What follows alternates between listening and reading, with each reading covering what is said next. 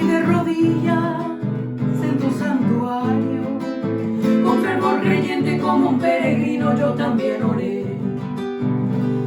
Oh Virgencita de los milagros, tú que eres buena, oye mis ruegos, vengo a pedirte que tus perdones lleguen a mí.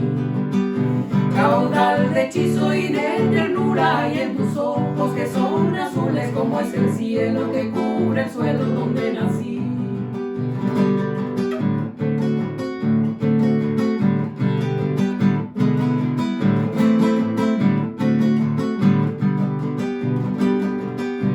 Un día quisieron llevarte muy lejos, pero en un milagro dijiste tú ven. Desde entonces ciego, creyente y sincero, tu pueblito humilde, Virgencita Santa, se postró a tus pies.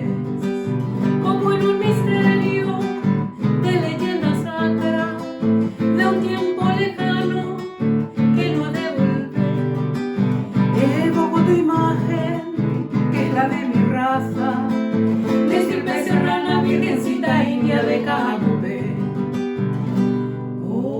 Virgencita de los milagros, tú que eres buena, oye mis ruegos, vengo a pedirte que tus perdones lleguen a mí. Caudal de hechizo y de ternura hay en tus ojos, que son